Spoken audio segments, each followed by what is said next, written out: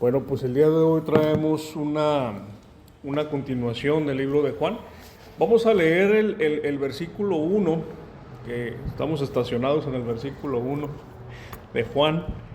Dice, en el principio ya existía la palabra estaba con Dios y Dios mismo era la palabra. Estamos hablando nos vamos a concentrar en esta última parte que Dios era la palabra. Y vamos a hablar el día de hoy de la autoexistencia de Dios. La autoexistencia de Dios tiene un nombre técnico que por ahí se los puse en el grupo, que se llama la aceidad de Dios, que significa que Dios existe por sí mismo. Ahorita vamos a definir la palabra, pero antes de eso, quisiera platicarte un poquito de los atributos de Dios, porque estamos hablando de los atributos de Dios. Ya hablamos, el primero, describimos a Dios como el Logos, como la razón de ser, ¿verdad? ¿Te acuerdas? Y la razón de ser demandaba una respuesta de nosotros, que era la inteligencia de Dios, o sea, apelaba a nuestra inteligencia, la reacción del Logos, ¿te acuerdas? La segunda vez hablamos de la preexistencia de Dios y luego apelábamos a la operación que pasaba en la preexistencia de Dios, es que Dios predestina, Dios elige de antemano. ¿Y qué reacción depende de nosotros de eso? Pues la confianza. O sea, nosotros confiamos en alguien que es tan sabio y tan poderoso que de antemano puede elegir. Después hablamos de la coexistencia de Dios, porque estaba con Dios, y hablamos de la Trinidad. Y la Trinidad apunta a una comunión, a que Dios tiene comunión con Padre, Hijo y Espíritu Santo, y eso para nosotros es amor, ¿verdad? Y el día de hoy vamos a hablar de la autoexistencia, que el nombre técnico es la aceidad, y eso apunta a la dependencia.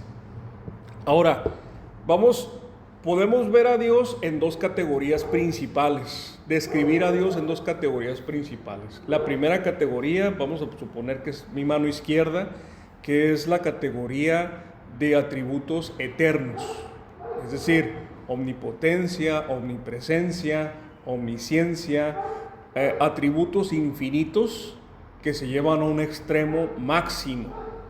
Y mi mano derecha están los atributos que son personales, que son amor, paciencia, bondad y todos esos atributos personales que hablan del carácter de Dios. Unos hablan de lo que Dios es por naturaleza y los otros hablan de su carácter, ¿sí? Cuando Dios nos hizo a nosotros, nos hizo a su imagen, en función de reflejar su carácter. Es decir, somos un medio por el cual Dios replicó su forma de ser en este mundo, ¿no? Ahora, no sé si te acuerdas, pero cuando Adán y Eva fueron creados, Dios les dio una misión.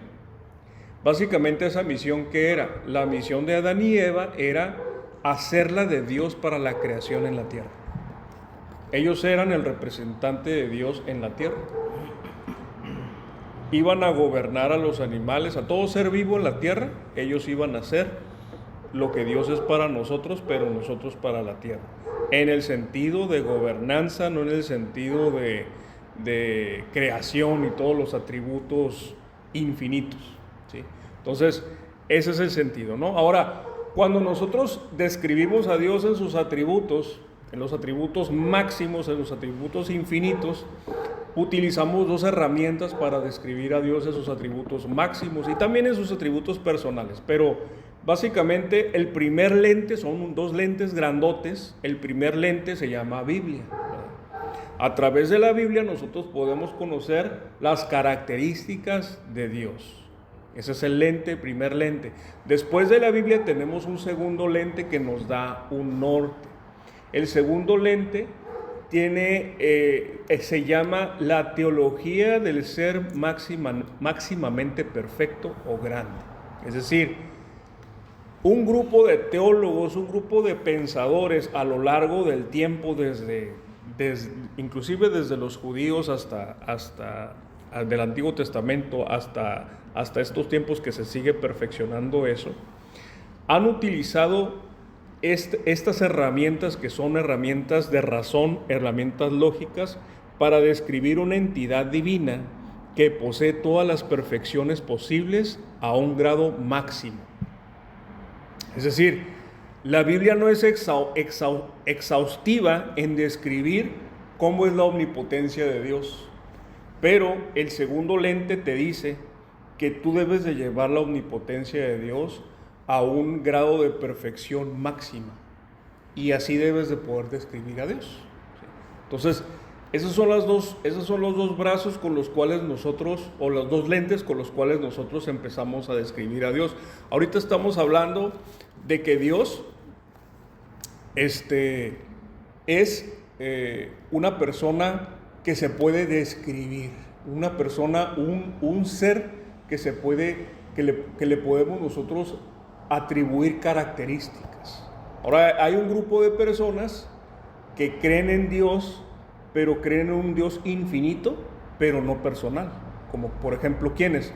Como los budistas, como los taoístas, como la religión hindú, por ejemplo, que creen en las energías y creen en los chakras y todo este tema. Ellos creen en un Dios infinito, pero no personal, no tiene personalidad.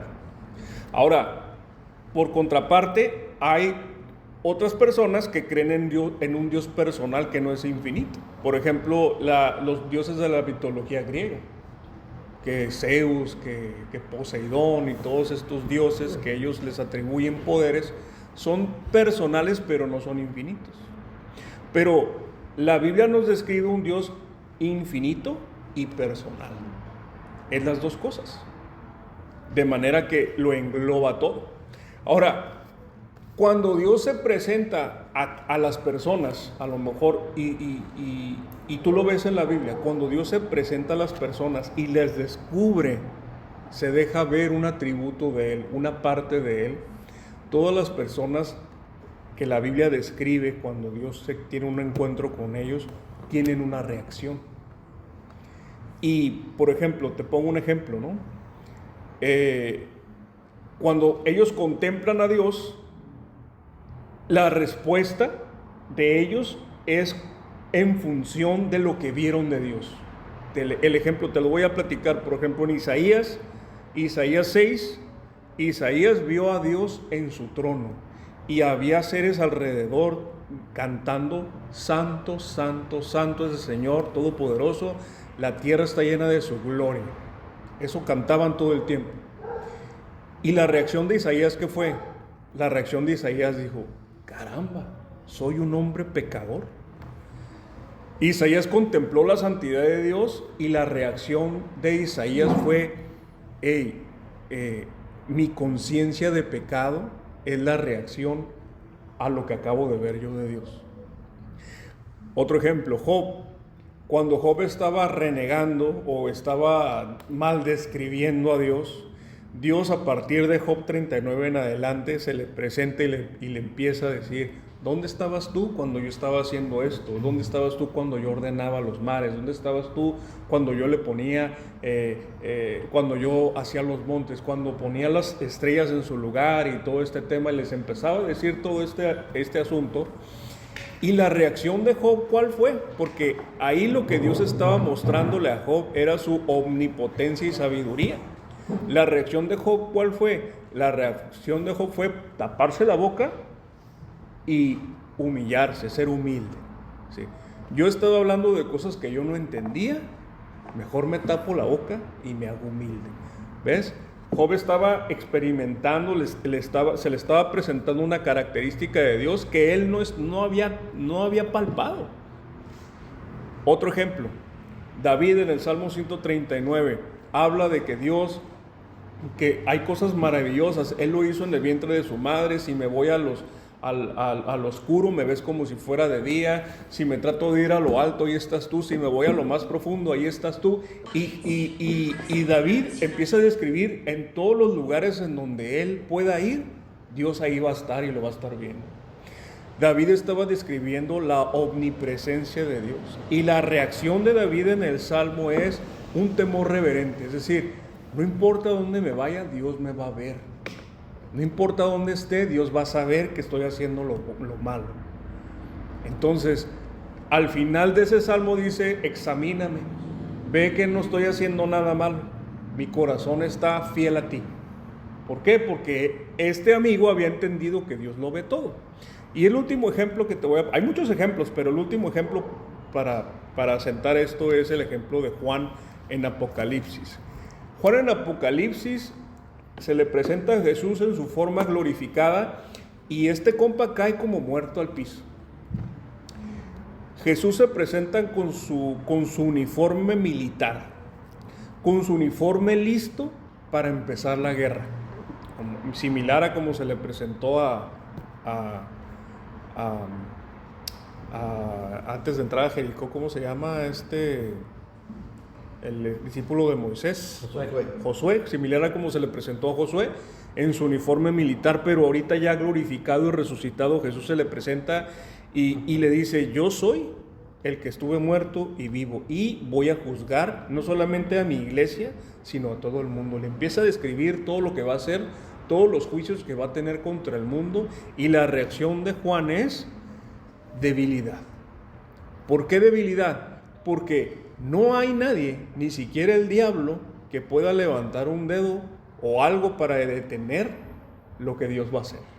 Entonces, ante la presencia de la justicia de Dios, nosotros somos tan débiles como una hoja seca contra el fuego, tan débiles como una telaraña tratando de detener una roca.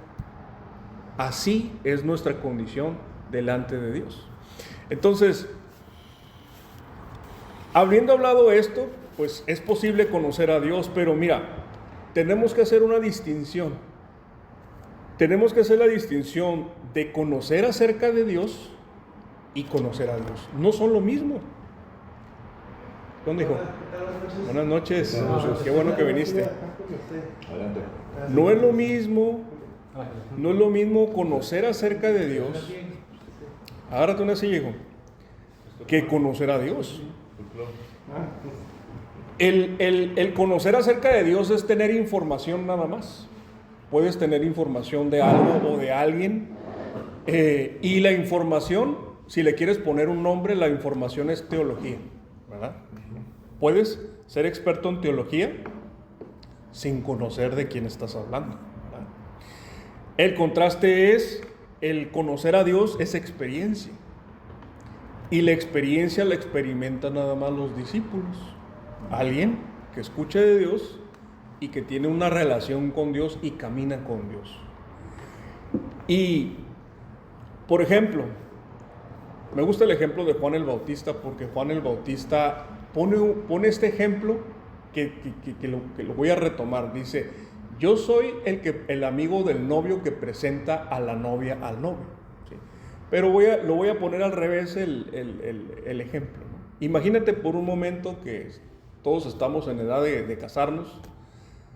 Tú también imagínate, todavía falta unos años, ¿verdad? Todos estamos en edad de casarnos, no estamos casados, todos estamos solteros y con la vida por delante, ¿no? Y tus papás te arreglaron el matrimonio, ¿verdad? Entonces tus papás te arreglaron el matrimonio y conoces a alguien que es primo de tu prometida. Y esa persona que es primo de tu prometida te empieza a hablar de ella. Te dice, mira, su color de pelo es tal, su color de piel es tal, su estatura es tal, su música favorita es esta, su comida favorita es lo otro. Y te empieza a describir un montón de cosas de tu prometida. Estás conociendo a tu prometida, pero no la conoces. Esa es la distinción, ¿verdad? Entonces, conocer de Dios no es lo mismo que conocer a Dios.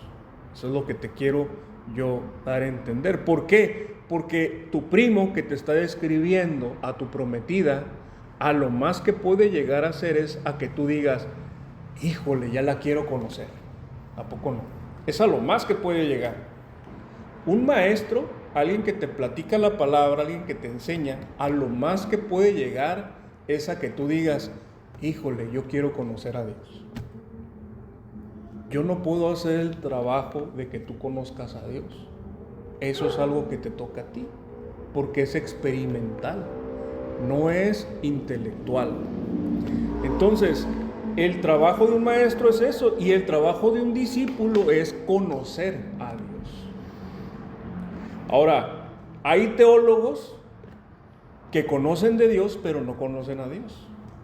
De tal manera que hay casos hasta sonados de teólogos que cometieron pecados atroces, que al final tú dices, conocían todo de Dios, pero no conocen a Dios. Están, aunque conozcas de Dios, aunque conozcas todo de Dios, puedes estar perdido. Nadie conoce más de Dios que el diablo. Nadie. Él es un teólogo con muchos grados avanzados de cualquier teólogo que hay. Él conoce a Dios, conoce de Dios, pero no conoce a Dios. La distinción es que, aunque tú no conozcas todo de Dios, podrías tener una relación con Él y ser salvo. Porque la relación con Dios es una revelación de Dios. Cuando te acabas de casar con tu esposa, no conoces todo de ella, tienes una relación con ella y tu relación va creciendo y al mismo tiempo la vas conociendo. Porque tienes una relación, te interesa conocer más. Entonces esa es la diferencia. Pero me dirás, entonces, ¿de qué sirve hablar de estas cosas, verdad? ¿De qué sirve? ¿Cuál es la importancia de hablar de los atributos de Dios o de hablar de las cosas de Dios? Bueno, cuando sabemos de Dios con intención de conocerlo, cambiamos. Eso sucede. Lo siguiente que te puedo decir es que nuestro conocimiento moldea nuestro carácter. Nuestro conocimiento de Dios va moldeando nuestro carácter. Todos en algún momento de nuestra vida hemos tenido amigos influyentes. Y amigos influyentes en el sentido de que su carácter o su forma de ser de alguna forma nos contagia. Y si a tu amigo le gustaba el béisbol, te va a empezar a gustar. ¿Por qué? Porque tu amigo empezó a influir en ti, ¿verdad? Y de la misma forma, todos los que conocen a Dios en el sentido personal, empieza a influir Dios en nosotros, y las cosas que Dios ama, nosotros también las vamos a empezar a amar. De otra forma no se puede. Ahora, nuestro amor hacia Él nos acerca más a Él. Como tu amor a tu esposa o a tu prometida o a tu novia te acerca más a ella. Pero ¿cómo puedes tener una relación con alguien del que no tienes información? Por ejemplo, retomando el ejemplo de la novia. Supongamos que tu novia o tu prometida le tiene terror a las abejas y tú no lo sabes. Y planeas una ida a un lugar a una granja de abejas. Imagínate. Entonces, es importante conocer a tu prometida para poder tener una relación con ella. Ahora, eso es algo muy general, pero si es algo más íntimo, por ejemplo, si tuvo un problema, si tuvo un problema familiar o si la abandonaron y es huérfana, por decirlo así. Entonces, si tú eres insistente en decir, oye, pues déjame conocer a tus papás, y ella es más reservada, va a decir, no, pues es que no tengo papás. Entonces estás tocando ciertas áreas que no debes de tocar, ¿verdad? O que no está lista, pues. Entonces, lo mismo es con Dios, ¿verdad? Ahora, fíjate bien, esto es muy importante. Todas las personas que quieren información de alguien sin querer tener una relación con esa persona, es sospechoso. Significa que tienen otra intención. Alguien que pregunta por ti, por ejemplo, y pregunta todo lo que tenga que ver contigo y tú ni lo conoces, ¿Qué pensarías, verdad? Esto es sospechoso. Entonces, toda persona que se acerca a las cosas de Dios sin tener la intención de tener una relación con Dios, también es sospechoso para Dios. Es decir, está entrando a la antesala a un enemigo potencial, ¿verdad? Sí. Entonces, con eso más o menos dejamos sentado que es posible conocer a Dios, ¿verdad? Ahora, vamos a definir la palabra aciedad, porque de eso estamos hablando. Aciedad, el diccionario dice lo siguiente: es el atributo de Dios por el cual existe por sí mismo o por necesidad de su propia naturaleza. La palabra aciedad es de la palabra latín, la palabra ace, que literalmente significa de sí mismo o independiente, que quiere decir que Dios existe por sí mismo. Dios no tiene un principio. Dios es el único ser necesario en el universo. No solamente en el universo creado y visible, sino en el invisible, el que está fuera del espacio y del tiempo. También hay una existencia que nosotros no comprendemos. En ese lugar, fuera del espacio y el tiempo, la Biblia le llama el tercer cielo. Es donde habita Dios, donde habitan también los ángeles. Es un lugar en donde el tiempo y el espacio no son las mismas reglas de la física que tenemos nosotros aquí. ¿Sí? Los que, pues no sé si se acuerdan, pero en la escuela nos enseñaron que en el Big Bang no solamente la materia empezó a existir, sino también al mismo tiempo de la materia se generó el tiempo, el espacio y la materia y las ondas electromagnéticas y un montón de cosas en el mismo momento, ¿sí? Y la teoría de la relatividad quiere decir que la materia, el espacio y el tiempo dependen una del otro. Entre más rápido te muevas, más lento corre el tiempo. Eso no es intuitivo, ¿verdad? Eso es un camarada muy inteligente llegó a entenderlo, ¿verdad? Pero el tiempo y el espacio son como una sábana que no se pueden separar. ¿Sí?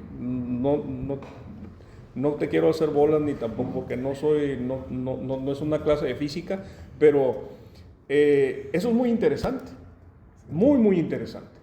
¿Sí? Y es contraintuitivo, ¿verdad? Entonces, cuando hablamos de Dios, nos estamos refiriendo al ser máximamente perfecto. En otras palabras, todo lo que se refiere a Dios se debe llevar al extremo más elevado, sublime y perfecto. Entonces, con esto en mente, ¿sí? Quiero que te imagines por un momento, ¿no? Al ser más perfecto que te puedas imaginar, con todos los atributos y todas las cosas buenas o todas las cosas maravillosas que te puedas imaginar, y escríbelas en tu mente en un papel, pónselas así como calcadas a Dios, y no solamente tiene esas, sino tiene todas las demás que no te imaginaste. Todas las que en el camino a tu casa te vas a acordar, esas también las tiene. De hecho, los pensadores de esta doctrina o de esta enseñanza de la autoexistencia o la aciedad de Dios, o también se le llama la doctrina del ser máximamente perfecto, dicen lo siguiente: si te puedes imaginar a un ser con toda la perfección, es posible que exista en el mundo en donde estás. Y si es posible que exista en el mundo donde estás, entonces sí existe. ¿Por qué? Porque ese ser que tú te estás imaginando, todopoderoso, es el inicio de todas las cosas. Es el argumento, te estoy parafraseando el argumento, se llama argumento ontológico, ese argumento dice que Dios es necesario para que todo lo que está existe. Imagínate que no hay nadie en la tierra y nada más estoy yo. Entonces agarro este vaso y lo muevo de aquí para acá. Para que este vaso se moviera de aquí para acá, yo tuve que haberlo hecho. Y si yo no estoy para hacerlo, entonces no hay nada que lo mueva de aquí para acá. En otras palabras, yo soy necesario para que el vaso se mueva de aquí para acá. Y con esa lógica te vas rastreando hacia atrás, hacia atrás, hacia atrás, y llegas al punto del Big Bang. Y dices, de la nada nada sale, ¿verdad? Antes del Big Bang hay algo, una causa. Y eso porque, acuérdate, todo lo que empieza a existir tiene una causa, así dice la lógica. Y si algo empezó a existir, algo de eso es la causa. Y si tú te vas con esa lógica a Dios, te detienes en un muro enorme, porque Dios es el único ser sin causa. Él ha existido siempre. Él no tuvo un inicio, ni lo tendrá. Nosotros sí. Y eso pone a Dios en una categoría completamente diferente a la categoría de nosotros como seres creados. ¿Sí? Ahora, ya hablamos mucho de lo técnico y no hemos leído la Biblia, ¿verdad? Bueno, leímos el primer versículo, ¿no? Pero te voy a leer algunas cosas que hablan de la autoexistencia de Dios. Job 41:10, te lo leo, nada más es un versículo, dice: ¿quién me ha dado algo para que yo se lo devuelva? Mío es todo lo que hay debajo de los cielos. Así dice, es Dios hablándole a Job. Luego Romanos 11, de 35 al 36, Pablo retoma esa idea y la parafrasea de otra manera, pero dice lo mismo. ¿O quién le dio a él primero para que él tenga que devolverlo? Ciertamente todas las cosas son de él y por él y para él. A él sea la gloria por siempre. Amén. Eso es lo que dice Romanos. Entonces, ¿qué te quiero decir con esto? Dios es el único que da. Dios no recibe nada de nadie. Dios no necesita nada de nadie. Si volvemos a la idea original de, por ejemplo, de las religiones monoteístas, por decirlo así, ¿no? Vamos a hablar del Islam por un momento, ¿no? La religión del Islam dice que Dios nada más es uno, ¿verdad? Y ese Dios uno hizo todo lo que vemos, ¿no? También nosotros tenemos un Dios uno, pero es trinitario, ¿no? Ese Dios necesita un objeto para amar. El Dios uno nada más se puede amar a sí mismo, pero no puede tener relación con nadie más porque Él es uno.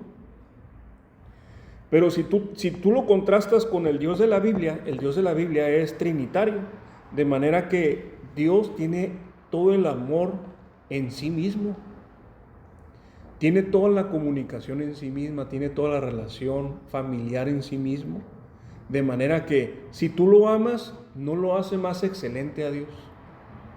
Si tú lo alabas, tampoco lo hace más excelente a Dios. Dios ya es. Como decía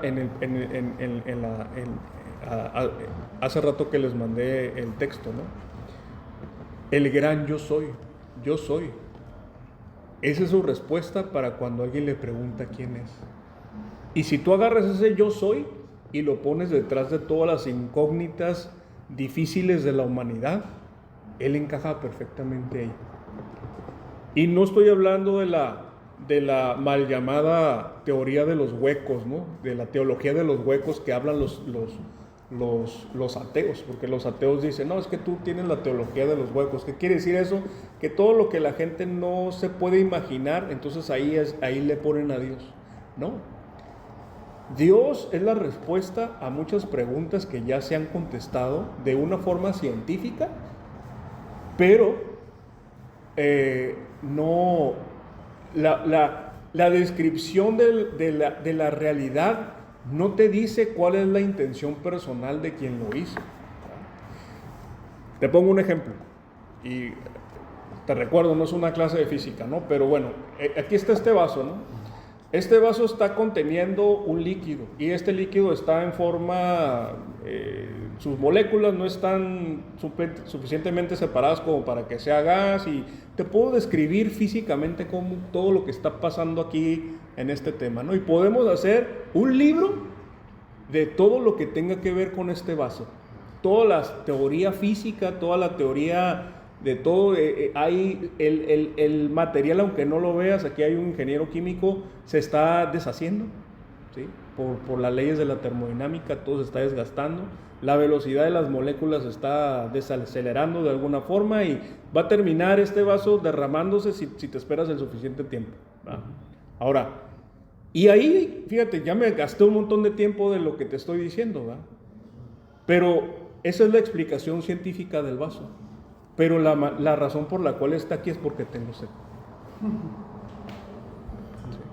Entonces, la ciencia describe todo lo que hay de una forma muy precisa y muy bonita, pero no describe la intención personal por lo cual todo está ahí. Eso lo dice Dios y la Biblia. Entonces, la Biblia o Dios o el cristianismo es compatible 100% con la ciencia. No están peleados. Aunque hay gente que son antagónicos a la fe y sobre todo ateos que dicen, no, pues esto o es fe o no es la fe contra la ciencia. La fe no está peleada con la ciencia. ¿Sí? Ahora, te voy a leer otro versículo que está en Juan 5. ¿Alguien me ayuda a leerlo? Juan 5, 25 al 26. Juan capítulo 5, del versículo 25 al 26.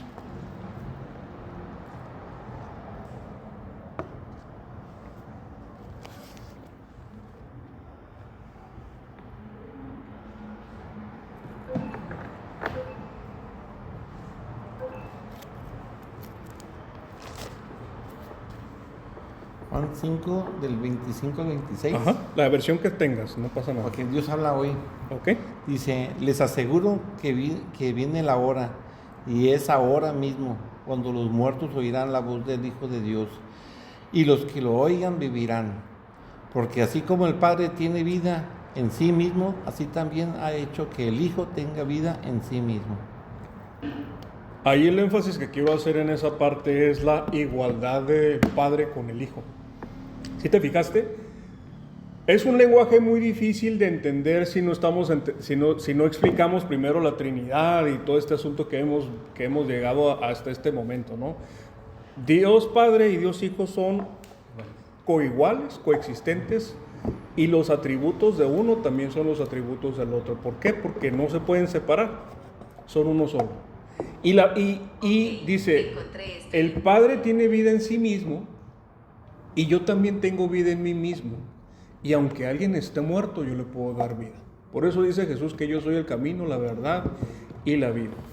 Ahora, te voy a leer ahora Isaías 40. Voy a leer Isaías 40 del 17 al 23. Yo le titulé El creador no creado. El que hizo todo, pero no tuvo un inicio. Y te lo voy a leer. De hecho, está hablándole a la gente que se hace ídolos, pero le estamos dando otro enfoque, ¿no? Del 17, Isaías 40, del 17 al 23. Lo leo, lo estoy leyendo en Valeria Contemporánea. En su presencia todas las naciones no son nada. Él las considera inexistentes. ¿Con quién pueden comparar a Dios? ¿Qué imagen pueden hacerse de Él? El artífice prepara la imagen tallada, el platero la recubre con oro y le funde cadenas de plata. El pobre le lleva como una ofrenda madera que no se apolille, y se busca un escultor hábil para que le talle una imagen que no se mueva. Es decir, está haciendo un contraste entre Dios y lo que la gente adora, que son imágenes. Se hace un ídolo, se están haciendo un ídolo, ¿no? Y es Dios hablando, ¿no? ¿Acaso no lo saben? ¿Nunca lo han oído? ¿Nunca les dijeron desde el principio? ¿Acaso nadie les enseñó esto desde que se fundó la tierra? Él tiene su trono sobre el arco de la tierra, cuyos habitantes son como langostas. Él extiende los cielos como una cortina y los despliega como una tienda de campaña. Él convierte en nada a los poderosos y a los gobernantes de la tierra. Los trata como si nunca hubieran sido plantados. como si nunca hubieran sido sembrados, como si nunca su trono hubiera tenido raíz en la tierra. Tan pronto como Él sopla en ellos, se secan. El torbellino los arrastra como si fueran hojarasca. ¿Con quién entonces pueden compararme?, dice el santo. Voy a leer el versículo 28, en la primera parte nada más. Dice: ¿acaso no saben, ni nunca oíste decir que el Señor es el Dios eterno y que Él creó los confines de la tierra? Hasta ahí lo voy a dejar. Entonces, aquí el énfasis es: el Dios no creado le está reclamando a su creación del por qué se hacen un ídolo de cosas que encuentran en la tierra. Y les está dando, y les está haciendo un énfasis de que ni siquiera te puedes imaginar cómo soy. No hay algo en la tierra que se asemeje a mí como para que me hagas una imagen. No hay nada. Por eso Dios no le gusta que le hagan imágenes. Le gusta que le hagan sacrificios.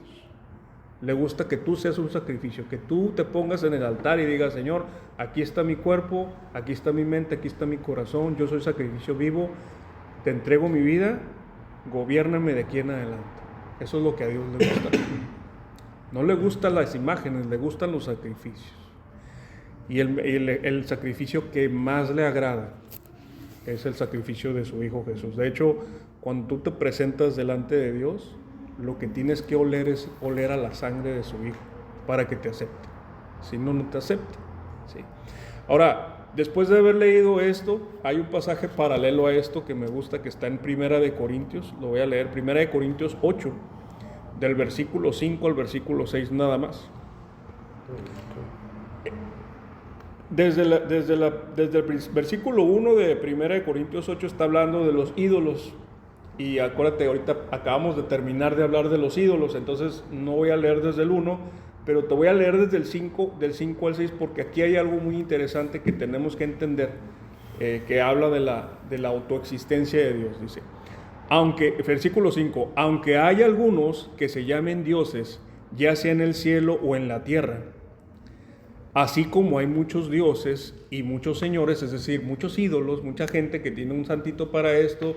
Los hindúes tienen quién sabe cuántos dioses, los griegos tenían quién sabe cuántos dioses, los aztecas tenían quién sabe cuántos dioses, y así vete por cada cultura, cada nación, cada forma de pensar. Inclusive la gente que niega que existe Dios tiene sus dioses. Alguna gente hace a su pareja su Dios, por ejemplo.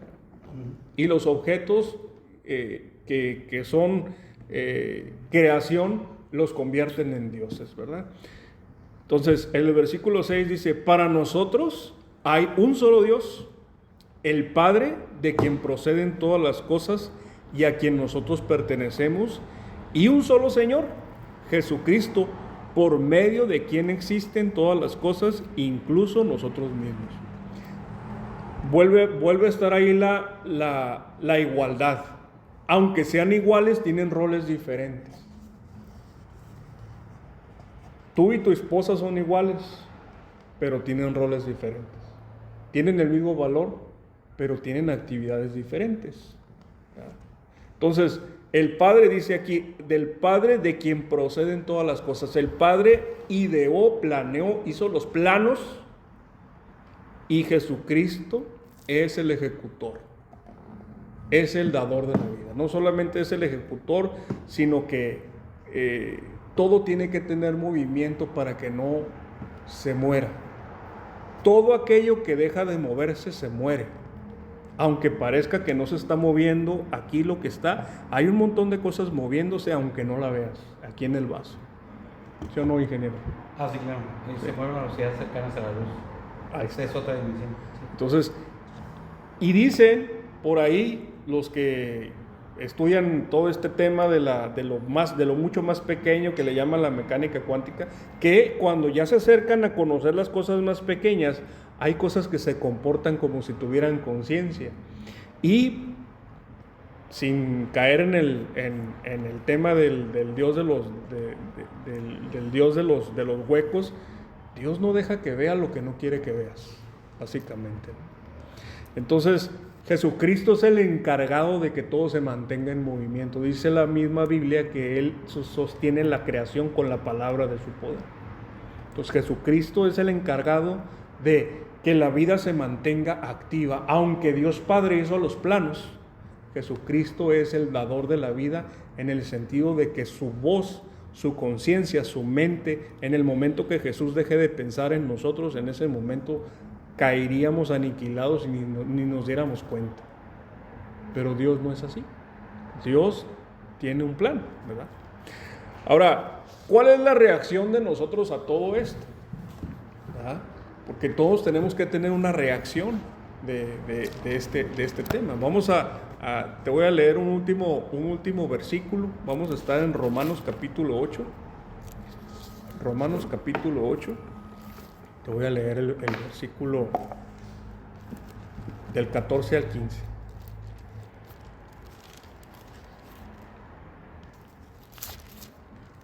No lo planteo, ok, aquí está. Sí.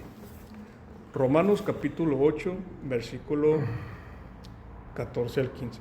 Sabemos que ya con todo lo que dije ahorita, lo que empezamos a estudiar aquí de la Biblia, sabemos que dependemos de Dios para existir, ¿no es así?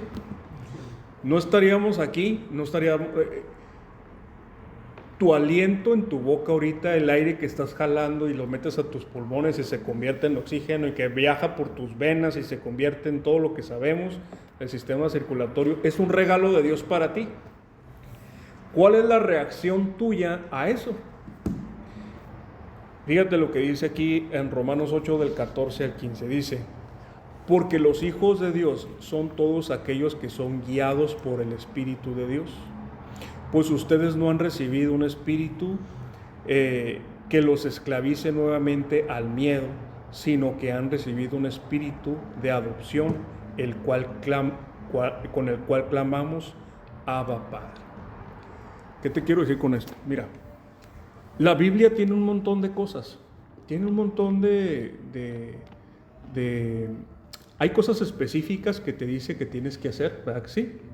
Pero hay un montón de cosas que no están específicas. Un montonal. De hecho, casi toda tu vida no está específica. Para que tú puedas tener una vida guiada o una vida que le agrada a Dios, necesitas que Dios te guíe. Y para eso es el Espíritu Santo. El Espíritu Santo es el encargado de guiarte por todas esas áreas de tu vida en el cual no hay certidumbre. Si no tuvieras al Espíritu Santo, es como si estuvieras navegando en mar abierto sin una ruta, ¿cómo se llama? Con una brújula, con un mapa, con todos estos temas. El mapa, la brújula de nuestra vida es el Espíritu Santo. Lo vemos en el libro de los Hechos. Los creyentes, los cristianos querían hacer algo y el Espíritu Santo les decía, no hagan eso, hagan esto otro. Pedro le dijo a Jesús, venía de chambear Pedro, ahorita que estábamos hablando del trabajo, venía de chambear Pedro cansado, habían chambeado toda la noche, porque los pescadores pescan de noche, no pescan de día, porque de noche los pescados suben a la superficie y la red los alcanza a agarrar. En el día los pescados viajan al fondo del lago precisamente para preservar su vida y que no los atrapen. Todos los pescadores que saben van de noche. Venía Pedro de noche y se encontraron con Jesús. Jesús empezó a predicar y le dijo, boga mar adentro, vete mar adentro y echa las redes. Dice, Señor, vengo de ver a 4 o 5 clientes y no me dieron nada de chamba. Y Jesús te dice, ve con este cliente y le vas a decir esto. Entonces, bueno, ya fui con ese, pero en tu nombre voy. Y fue en su nombre. ¿Y qué dice la palabra? Dice que aventó la red Pedro y al momento de jalar la red casi se rompía de la cantidad de peces que agarró. Y el barco se estaba hundiendo de la cantidad de peces que agarró. Le tuvo que hablar a otros compas de él. O sea, la chamba era tanta que dijo, no lo voy a armar yo, le voy a tener que hablar a mis amigos para que le entren al quite, porque no lo voy a hacer yo solo. Entonces le habló a sus amigos y le entró al quite, y luego cuando llega Pedro y se presenta con Jesús, le cae de rodillas y le dice: Señor, apártate de mí porque soy pecador. ¿Qué significa eso? Todos podemos reconocer un milagro en donde nosotros estamos. A lo que sea que te dediques, tú sabes cuándo hay un milagro. Tú sabes cuándo sucedió algo que Dios intervino. Si Dios no hubiera intervenido en esa área de tu vida, en eso que estabas haciendo, no hubiera sucedido lo que tú crees que tenía que suceder. Es como mandar una flecha y atinarle a un hoyo muy pequeño de muy lejos. Y esas cosas las hace Dios. Por eso Pedro cayó de rodillas. Por eso Pedro dijo, nosotros lo leemos y pues sacó peces. O sea, para mí ir a pescar en la mañana no hay ningún problema, pero yo no soy un pescador experto como Pedro. Yo no tengo un negocio de pesca como él. Pero él sí supo, dijo: caramba, esto es un milagro. Esto no puede pasar de otra manera. Y eso significa ser guiado por el Espíritu de Dios. Poner nuestra vida en las manos de Dios y decirle: Señor, yo sé que tú no necesitas de nada ni de nadie, pero yo sí te necesito. Yo sé que tú sustentas todas las cosas con la palabra de tu poder, pero yo no puedo hacer las cosas, ni siquiera puedo estar seguro de que el año que viene voy a tener los mismos ingresos que este año. Ni siquiera eso. Pero en tu nombre yo echo las redes, en tu nombre yo dependo de ti, en tu nombre yo hago todo lo que hago. ¿Por qué? Porque esa es mi reacción al contemplar el atributo de Dios, de que Él no necesita de nada. Al contrario, el que necesita soy yo. Entonces, con eso en mente, ¿qué te parece si oramos? Padre, te damos gracias. Gracias porque entendemos que no importa dónde nos vayamos, Señor, tú estás ahí, Señor. No importa lo que nosotros queramos, dice tu palabra, que nosotros podemos pensar y hacer planes, pero la confirmación de ellos es tuya. Señor, yo te pido por cada uno de mis amigos, Señor, que nos enseñes a ser dependientes de ti. Tú eres independiente y nosotros somos dependientes. Tú eres todo y nosotros somos como nada. Nuestra vida es como un soplo, dice la palabra, Señor. Un día estamos, el otro día no estamos, pero aún, Señor, aunque nuestra vida sea corta o larga, Señor, nosotros queremos estar contigo, queremos conocerte, queremos que nos acompañes, queremos ser guiados por tu Espíritu. Queremos que tus milagros nos acompañen en todo lo que hagamos, Señor. Y que no solamente te buscamos por lo que nos das, sino por quien tú eres, Señor. Queremos conocerte de una forma personal. Queremos ser discípulos. No queremos ser teólogos. Queremos ser discípulos. Personas que entendieron y comprendieron que todo lo que está escrito aquí, Señor, es tu mano extendida hacia nosotros de una forma amable para que nosotros la podamos tomar y decir: sí, Señor, yo te quiero conocer. Que las cosas reveladas aquí, Señor, de una forma personal, cuando se convierten en revelación, son sabiduría que no supieron los sabios de este mundo ni los príncipes. La sabiduría que está oculta, la sabiduría que tú reservaste para aquellos que te aman, Señor. Queremos esa sabiduría, queremos esa conexión contigo, queremos, Señor, que tú nos ayudes en todo, Señor. Queremos cumplir el propósito por el cual nosotros nacimos, Señor. Aquí hay personas que nacieron para atender un negocio honesto, Señor. Aquí hay personas que nacieron, Señor, para compartir tu palabra también. Personas que nacieron para que otras generaciones también te conozcan, Padre. Oro por ellos, Padre. En el nombre de Jesús. Amén. Amén.